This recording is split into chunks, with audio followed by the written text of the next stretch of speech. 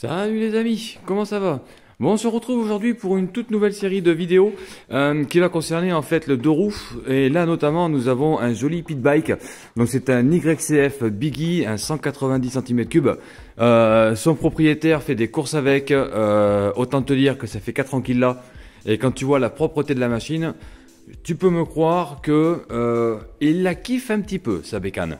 Voilà, donc en fait, celle-ci, elle est chez moi parce que en fait, il se plaint que il y a de la fumée. En fait, elle fume sans arrêt et surtout, il a le niveau d'huile qui diminue en fait constamment.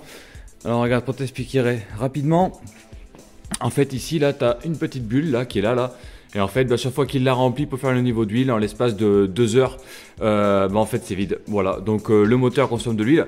Donc l'idée en fait de ce qu'on va faire ensemble en vidéo, ça va être de démonter en fait toute la partie culasse et cylindres et de voir en fait pourquoi est-ce que ce moteur consomme de l'huile. Est-ce que l'huile passerait par les soupapes au niveau de la culasse? Est-ce que l'huile passe au niveau de la segmentation? Voilà, ces choses-là qu'il va falloir déterminer, qu'il va falloir donc contrôler. Donc on va ouvrir, analyser et puis après remonter tout ça. Voilà. Donc moi ce que je vais faire, c'est que je vais commencer à m'installer et puis je te reprends pour le démontage. Allez, à tout de suite. Allez go, c'est parti. Donc là on va commencer par s'ouvrir cette partie-là, donc uniquement la partie du cache-culbuteur. Ce qui est bien avec ces bécanes-là, c'est que ça se démonte plutôt bien. Il n'y a rien de bien particulier.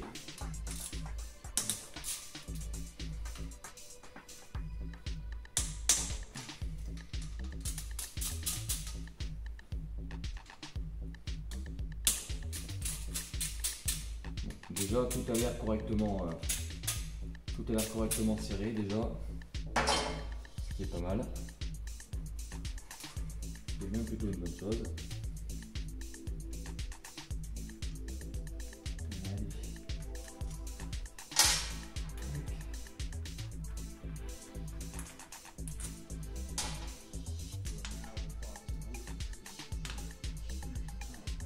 Donc pour information, ouais, c'est le moteur Daytona qui est dessus. Voilà, donc vraiment le moteur le plus performant. Le propriétaire a fait installer un piston forgé haute compression dessus. Hop. Alors, un chiffon.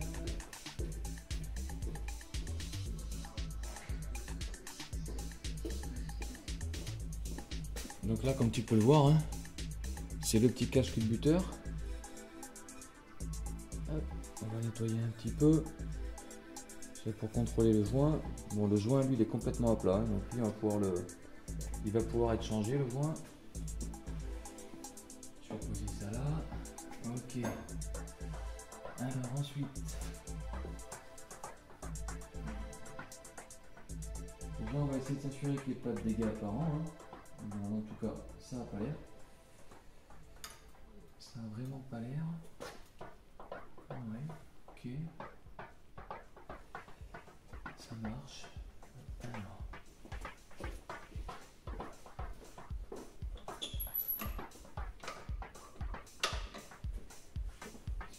Tac.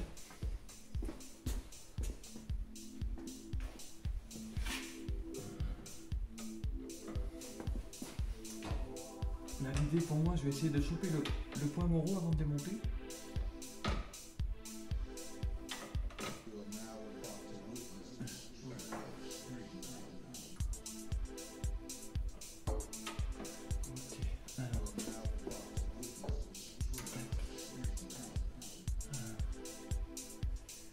Ouais. Bon, alors ça c'est défait.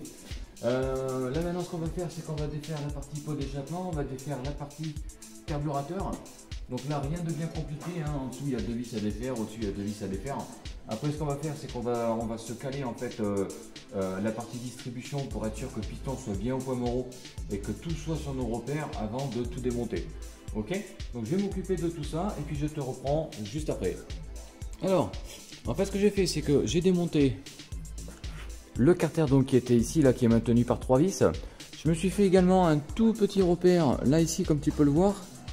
Ici là tu as un trait, donc moi je me suis fait un petit point blanc devant, c'est juste pour y voir un petit peu mieux parce que dans le garage c'est un petit peu sombre. Et ici là tu as un petit creux, donc pareil j'ai mis un point blanc. Donc ça en fait c'est ton repère pour ton calage de distribution. Donc en fait il faudra que tu viennes aligner tes deux repères comme ça l'un en face de l'autre. et tu vois tes deux traits sur le pignon d'arbre à cam, ils vont être comme ça en fait à la verticale. Ok, donc en fait tu en as un là ici derrière et tu en as un autre ici là. Voilà, comme ça moi j'ai repéré moi ma distribution en fait avant de démonter. À savoir que ça c'est la première fois que je démonte un moteur Daytona ou un moteur de pit bike. Hein. Bon, des 4 temps j'en ai fait 100 000, mais c'est la première fois que je démonte un de ces moteurs là. Voilà, donc j'y vais un petit peu à tâtons, j'avance doucement. Là ce qu'on va faire c'est qu'on va se démonter la partie carburateur et la partie pot d'échappement. Tac. Alors, on va reposer le téléphone. Donc ici en haut, nous avons toujours du 8. Ça, il y en a partout, c'est pas ce qui manque. Normalement, le robinet, il est bien fermé. Donc là, pareil, tous les éléments que tu vas démonter, c'est-à-dire que derrière, il faudra que tu mettes un joint neuf. Parce que forcément, il y aura forcément un joint au niveau de la pile d'émission. Il y aura forcément un joint également au niveau de l'échappement.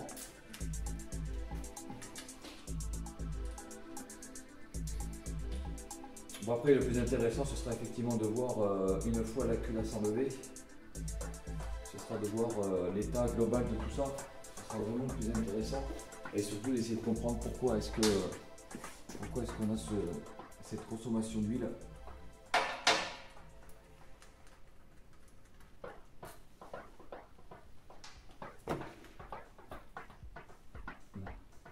Là, le joint il est un peu fatigué. Le carburateur, là, il va me gêner. Donc, ce que je vais faire, c'est que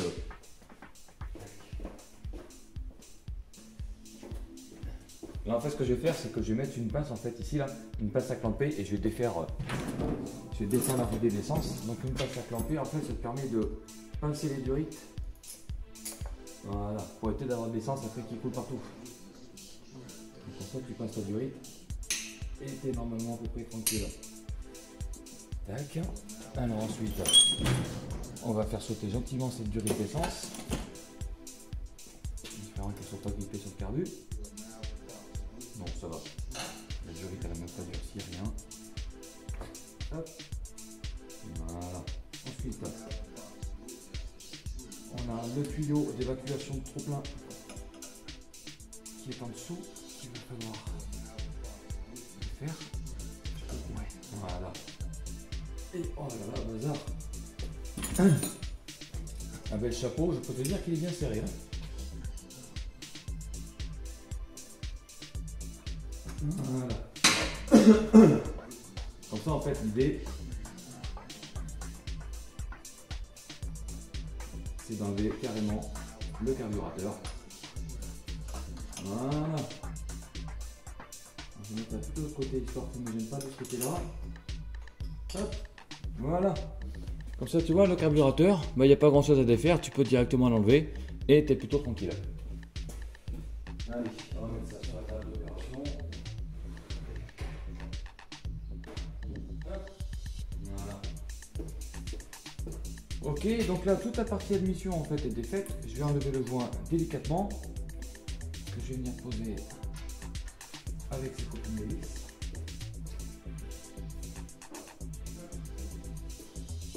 Après en général ce que je fais c'est que tout ce que je démonte je vais les poser après sur une table élément par élément, comme ça je sais à peu près où j'en suis. Ok, donc ensuite la partie pot d'échappement, donc là c'est pareil, c'est deux vis en dessous qui vont être à défaire. Et puis c'est tout. Donc là ce que je vais faire c'est que comme ça va pas être forcément intéressant, je vais aller défaire les deux vis derrière, je vais aller défaire le pot d'échappement et puis je te reprends tout de suite. Donc là je viens tout juste de défaire la partie pot d'échappement, hein, donc de vis, il y a un ressort qui maintient l'emboîtement derrière. Tu tournes un petit peu comme ça, clac clac, tu descends vers le bas et c'est bon, ton pot d'échappement il est enlevé. Donc là maintenant en fait l'idée ça va être la chaîne de distribution, donc en fait de la désolidariser du reste. Donc en fait on va se démonter ici le tendeur de courroie de distri, de chaîne de distri pardon. Et comme ça va me détendre un petit peu. Je vais essayer moi de l'enlever directement depuis le pignon qui est là et je pourrai comme ça sortir la culasse. Alors, donc ce qu'il y a de bien avec ce genre de machine, hein, c'est que tu n'as pas besoin de 50 milliards d'outils, soit du 10, soit du 8, un petit cliquet et tu démontes quasiment toute la bécane. Hein. Donc ce qui est plutôt pas mal. Et puis même quand tu es propriétaire de la moto, que tu connais rien en mécanique ou que tu fais pas de mécanique, quand tu laisses dans un garage, le garage va te facturer 4-5 heures de main d'œuvre. Voilà, donc on n'est pas sur de la grosse bécane où ça peut frôler les 10-15 heures quand tu as des grosses ouvertures à faire, ce qui est plutôt une bonne chose. Hop. Voilà. Donc ça, c'est un tendeur de chaîne en fait automatique, hein. Je vais essayer de m'approcher, voilà. Donc là en fait, appuie là, tu le rentres et en fait au fur et à mesure que la chaîne se détend, en fait le petit ressort dedans, ici là, à l'intérieur, vient pousser le tendeur. Voilà, et il y a quand même des petits crans d'arrêt, tac, qui empêchent de faire revenir en arrière en fait. Ton tendeur, lui, il peut se détendre, mais il peut pas se tasser, sauf si tu viens appuyer là. Voilà, tac. Hop. Donc là, ça veut dire que normalement, on a récupéré, voilà, on a récupéré en fait un petit peu de mou au niveau de la chaîne, hein, ce qui est normal. Par contre, je ne pourrais pas l'enlever complètement de mon pignon. Donc là, ce qu'on va faire, c'est que je vais essayer de le défaire directement là et là. Je vais quand même regarder parce que j'ai une espèce de poids d'équilibrage dessus. Je ne sais pas ce que c'est. Il va falloir que je me renseigne et savoir à quoi ça sert. On dirait juste un poids peut-être pour élancer dans les bas régimes, je sais pas. Si tu connais très bien ces moteurs là dans les commentaires, tu peux me dire à quoi ça sert. Moi ça me va parfaitement. Ouais. Et j'ai pas l'impression non plus que ça vienne traverser. Donc là ce qu'on va faire, c'est qu'on va se défaire les deux petites BTR et puis on va voir. Dès le moment où ta distribution en fait que tu connais son calage, il n'y a pas de raison pour que tu fasses de bêtises. Bon, bien évidemment, si tu n'as jamais fait de mécanique, tu commences pas par démonter un moteur comme ça. Hein. Si tu connais pas la méca, vaut mieux que tu évites. Donc là, on va essayer ça. Ensuite, on va donc se bloquer en bas le volant moteur qui est certainement en 19. Je pense pas qu'il soit en 17 aussi. Ah, si, c'est 17. Donc on va se bloquer en bas et je vais tenter de le défaire.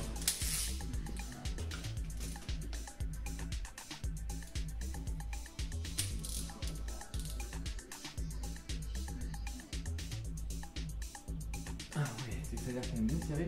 Et j'aurais peut-être dû d'ailleurs le desserrer avec le tendeur de chaîne. J'aurais sûrement peut-être été mieux. Je vais me faire une petite rallonge comme ça. Voilà, effectivement c'est plutôt bien serré. Ce qui est pas plus mal, j'ai envie de te dire.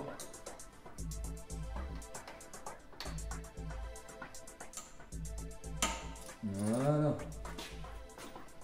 Parce que bien évidemment, après quand tu remontes, tout ça tu seras obligé de le serrer au couple. Hein. C'est quand même beaucoup mieux de se serrer ça au couple.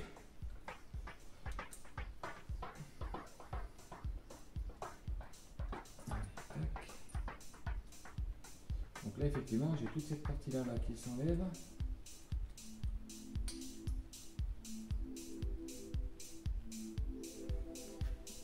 Ah oui d'accord, ok. C'est un axe avec un petit ressort. Alors je vais poser ça délicatement ici là.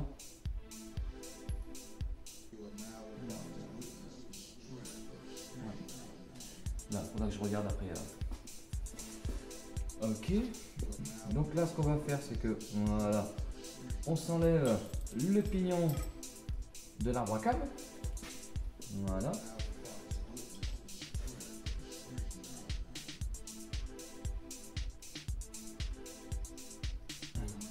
Là ici on a un roulement hein, pour l'arbre à câble. Bon, a priori il n'y a pas de jeu, il n'y a rien de bien particulier. Ok. Allez, ça marche. Donc là maintenant ce qu'on va faire, c'est qu'on va se défaire donc les 4 vis qui maintiennent notre culasse sur le cylindre et on devrait pouvoir commencer à y voir un petit peu plus clair. Normalement j'ai quand même regardé dedans et être sûr qu'il n'y ait pas un guide qui soit serré sur la culasse qui pourrait nous empêcher de la défaire. Apparemment ça n'a pas l'air, le guide doit être fixé lui directement sur le cylindre, donc là on devrait pouvoir enlever notre culasse. Allez go, c'est parti. Tac. Est-ce que je vais pouvoir le faire au petit piqué?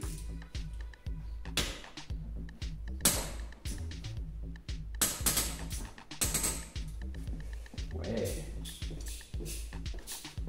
Bon, normalement, tu il force pas avec un petit cliquet. Hein. Mais bon.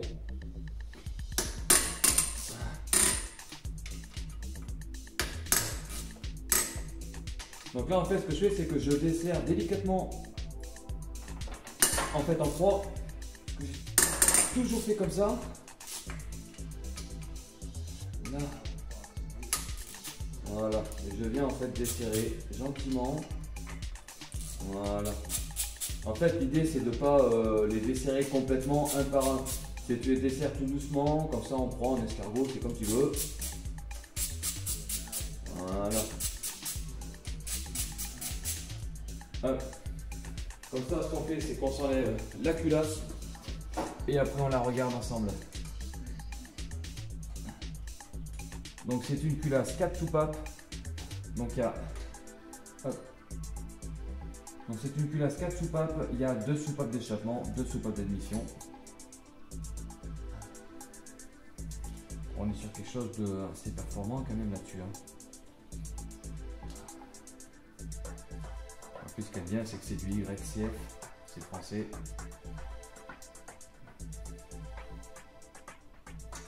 Alors, maintenant que tout ça c'est défait, pour sûr, à mon avis, il doit y avoir des pions de centrage. Et très souvent, c'est un petit peu récalcitrant parce que tes pions maintiennent un petit peu le cylindre. Donc je vais essayer avec une spatule en plastique.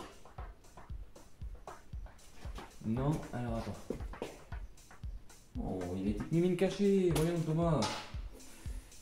Ça c'est le coup classique où en fait sur le côté, comme beaucoup de moteurs 4 temps monocylindre, sur le côté en fait tu as des vis. En plus de tes vis qui maintiennent la culasse au milieu, tu as 2 vis très souvent qui sont là. Alors souvent elles sont visibles, des fois elles sont cachées.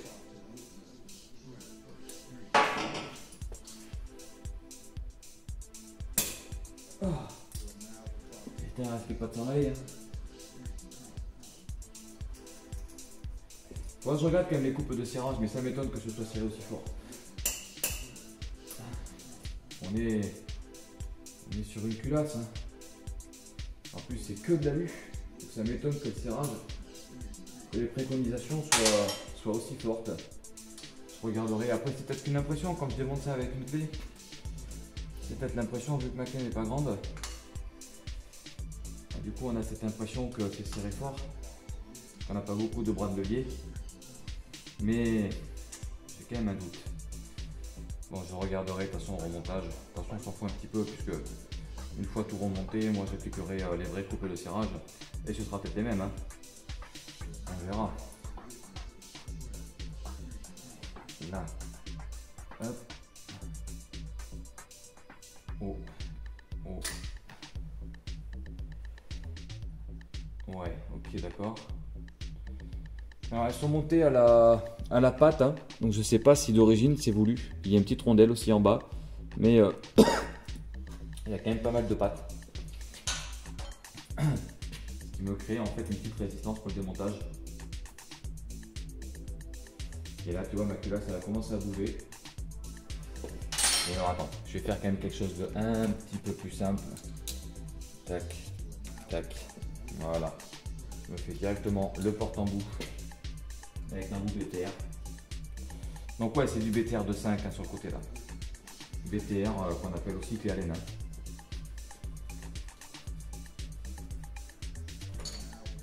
Je vais quand même tenir, tenir mes mères parce qu'on sait jamais.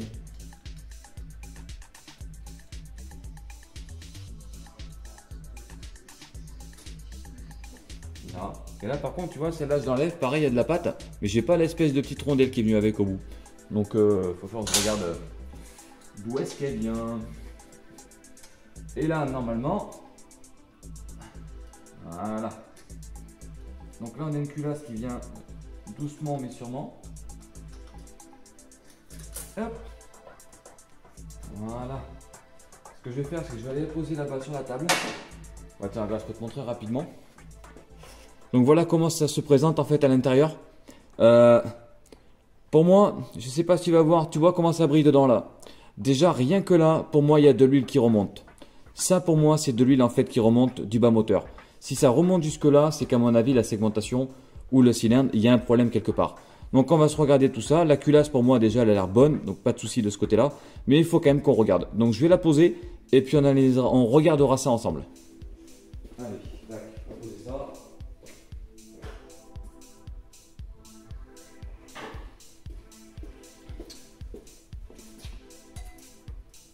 Si tu n'as jamais vu, je te montre un joint de culasse. Voilà, ça ressemble à ça. On va le poser là, de toute façon ça c'est de la pièce qui est systématiquement remplacée. Hein. Et alors, ensuite ce qu'on va faire, c'est que je vais essayer de reculer un petit peu mon piston. De toute façon j'ai fait mon repère, donc je peux tourner. Et surtout je maintiens ma chaîne pour éviter qu'elle se barre en bas. Parce que j'ai pas envie d'aller la chercher. Donc je la maintiens. Et là ce que je vais faire, c'est qu'avec une lampe, je vais aller voir déjà à l'intérieur au niveau des cylindres, être sûr que le cylindre n'est pas morflé. Et après on se regardera la segmentation. Alors, bon, déjà dedans il y a beaucoup d'huile. Il y a beaucoup d'huile à l'intérieur qui est remontée au-dessus de la sonde de combustion. Il y a de l'huile. Pour moi, pas de rayures. Non, ça a l'air plutôt correct. Par contre, je pense qu'on a effectivement piston segmentation qui est à faire. Il y a des chances. Pour avoir autant d'huile comme ça en haut. Donc en fait, deux choses, c'est soit en fait ton huile, elle passe au niveau des soupapes ici en haut. Et en fait, parce que tes joints que de soupapes seraient morts, ou les guides de soupapes ou des choses comme ça, qui ferait que ton huile qui vient graisser l'arbre à câble, tout ça en fait, passerait au travers et viendrait en fait arroser ici. Ou alors c'est ton huile du bas moteur qui passerait en fait entre la segmentation et le cylindre si la segmentation est HS. Et c'est ça qu'on va voir en fait juste après. Je vais pas t'embêter moi plus longtemps avec ça. Je vais défaire le sabot en dessous. Je vais défaire les deux ou trois petites choses et puis comme ça je te montre moi directement le cylindre et les pistons et on va voir ensemble s'il y a des dégâts ou pas. Ok? Allez, à tout de suite. Donc là ce que j'ai fait, c'est que j'ai donc enlevé la partie du cylindre, donc le cylindre qui est là, je vais donc enlever. Et donc là ce qu'on va faire c'est qu'on va s'enlever le piston. J'ai déjà commencé à regarder et ouais il y a quand même des dégâts. Alors il n'y a rien de cassé, en fait c'est uniquement de l'usure. Voilà, je vais te montrer tout ça. Tu me laisses juste le temps de défaire le piston et puis si je vois que je mets trop de temps parce que des fois les clips c'est le canon, c'est un petit peu chiant à enlever. Si je mets trop de temps à défaire ce petit piston, bah écoute je ferai vidéo accélérée et puis voilà. Alors, normalement, si les clips c'est pas trop de la chinoiserie, ils sont censés s'enlever assez correctement. Alors je dis bien censé et à condition bien évidemment que je retrouve ma pince. Alors soit j'y vais à ma pince ou soit j'y vais avec un petit tournevis plat. Et surtout ce que je vais faire, parce que si tu savais dans le passé, à l'époque où je faisais ça tous les jours, hein, si tu savais le nombre de fois où je me suis fait avoir avec ces clips. Donc maintenant que je ne veux plus me faire avoir, je mets un chiffon dedans. Je préfère voir le clip se voyer dans l'atelier plutôt que de partir dans un moteur. Parce qu'après il faut aller le chercher. Alors.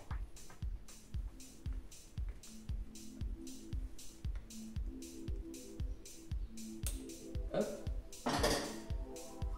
Ensuite. Voilà. Donc là ce que j'ai fait c'est que j'ai enlevé en fait le clip d'un côté qui maintient donc le piston et je vais passer de l'autre côté et je vais aller en fait tapoter sur mon canon pour sortir le canon de la bielle. Et comme ça je pourrai ensuite enlever mon piston. Tac. Donc là pour l'instant ça va, c'est pas trop long.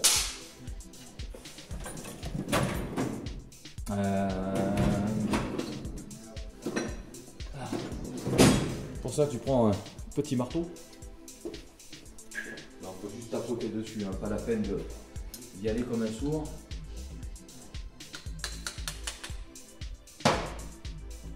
Là, tu vois, juste en tapotant, ça vient tout seul. Hop. Ok, donc là, tu as donc le piston du Daytona. Donc celui-là, c'est un piston qui n'est pas d'origine, hein, qui a été changé. C'est donc un piston forgé. Voilà, donc là normalement il y avait les écritures, tout ça. Il y a aussi, il me semble qu'il y a aussi un traitement dessus. Mais bon, là effectivement il y a plus rien, c'est mort. Alors l'usure, tu peux pas l'avoir comme ça. Je vais te montrer en fait réellement l'usure qu'il y a. Donc le canon, hein, du coup qui se sort. et qui lui vient se prendre ici là directement sur la bielle. Niveau vilebrequin, il n'y a absolument rien, il n'y a pas de jeu, il n'y a rien du tout. Donc c'est plutôt bien. Alors ensuite, je vais prendre un chercheur de l'huile partout. Regarde, ça, tu vas comprendre. Ça là, alors si tu as déjà fait la mécanique, hein, tu connais ce que je vais faire. Si tu n'as jamais fait et que tu as la même bécane et que tu es passionné, à la limite, je peux t'expliquer rapidement. Ça, c'est donc ton cylindre. Ok. Ça, c'est le... Ici là, ça, c'est le segment du haut en fait du piston, le pare-feu. Ou tu l'appelles... non, pardon, oui, le pare-feu. Tu l'appelles comme tu veux. Donc ça, c'est le premier piston. En fait, pour voir s'il y a de l'usure ou pas, tu le mets dans ton cylindre. Voilà, j'ai même pas besoin de le mettre bien à l'horizontale. Tu mets ça, voilà, dans le cylindre comme ça. Et tu regardes en fait le jeu à la coupe. Le jeu à la coupe en fait, c'est-à-dire qu'en fait, là, tes deux bouts de segment sont censés se rejoindre beaucoup plus que ça. Là, il y a un écart qui est juste énorme dedans. Alors pour ça, il y a deux causes. C'est qu'en fait, mon cylindre, lui, a quand même une cote d'usure assez importante. Donc le cylindre, lui, faut le changer. Et le piston, en fait, les segments sont cuits. Donc il va y avoir piston, segment, cylindre. Voilà, donc tout ça, c'est à changer. Parce que là, la cote d'usure, en fait, elle est énorme. Je ne sais pas si on va le voir ici. Alors, tu auras toujours une différence de trace. Mais là, en fait, ici, là, c'est là où le piston, en fait, les segments ne viennent pas racler. Et après, ici, là, tu sens tout de suite que ça descend. Donc, voilà. Ce cylindre-là, il est cuit. Donc, il va falloir changer tout ça. Hop. Je vais essayer de te rapprocher un petit peu. Voilà, donc là, ça veut dire que, en fait, on a trouvé son problème de consommation d'huile. Ça vient donc de son cylindre, de sa segmentation et de son piston. Donc, en fait, c'est vraiment un haut moteur en fait complet qu'il va falloir changer. Pas la culasse, bien évidemment. Également, il y aura des joints. Hein, donc, le joint de culasse, le joint d'en bas qui est resté collé, mais on s'en fout parce qu'on va le changer. Et puis ensuite, joint d'échappement, joint de cache-culbuteur, joint de pile d'admission. Et la culasse, elle, je pense qu'il y aura juste un nettoyage. Je contrôlerai également si elle est étanche. Si elle est étanche, on va même pas s'embêter, on va laisser comme ça. Je vais juste moi la nettoyer. Et puis si la culasse est étanche, je vais rien faire de plus. Hein. Je regarderai quand même. Il faudra que je regarde avant de tout remonter, être sûr que l'arbre à cam n'est pas d'usure. Mais bon, ce qui est bien, c'est qu'en fait, il y a des espèces de rouleaux hein, directement sur les culbuteurs. Donc ça, c'est plutôt pas mal. En général, ça te limite quand même pas mal l'usure. Et rien qu'en regardant dedans, de toute façon, moi, je vois bien qu'il n'y a pas d'usure. Je l'enlèverai quand même. Mais bon, ça, pour moi, c'est OK. C'est nickel. Il y aura un réglage du jeu qui sera à faire. Mais c'est tout, quoi. Voilà, même la surface, hein, cette partie-là, non, ça, c'est vraiment nickel. Voilà. Donc bah, écoutez, ça en est fini donc pour cette vidéo. J'espère que ce nouveau format concernant les motos en fait ça va vous plaire. Si ça vous plaît, n'hésitez pas à vous abonner. À l'heure d'aujourd'hui sur ma chaîne, je suis à un peu plus de 600 abonnés, donc ça me fait vraiment très plaisir. Dernière vidéo là sur les séries de vidéos sur l'Audi S3, ça a vraiment plu parce que j'ai eu je sais plus combien d'abonnés grâce à cet Audi. Voilà, donc si vraiment le monde de la moto en fait te plaît, écoute, t'hésites pas, un petit pouce, t'hésites pas à me poser des questions. Tu t'abonnes, parce que tu vois, j'ai encore de la moto ici à faire. Ça, c'est un 125 cm3 qu'on va passer donc en 150 cm3. Hein, j'ai tout ce qu'il faut. C'est un ami à moi qui me l'a laissé, qui me l'a confié. Donc, on va avoir cylindre piston à poser. On va avoir arbre à cam aussi, haute performance à poser. Enfin, voilà, plein de petites choses sympas. Et surtout que celle-là, c'est pareil. Celle-là, elle est cassée. Elle est en panne. On ne sait pas pourquoi elle a serré. Donc, ça va être intéressant de comprendre tout ça. Donc ça, bon ça c'est un petit 50, on s'en fout. Ça c'est un vieux GSE, un 500 GSE pareil, où je vais m'éclater là-dessus. En fait, je vais d'abord la remettre en route. Le moteur tourne, hein. Je vais d'abord la remettre en route et puis après je vais la transformer en café racer. Donc c'est pour ça, si vraiment ça te branche, écoute, t'hésites pas. Bon, en tout cas, merci d'avoir regardé cette vidéo et puis je te dis à la prochaine.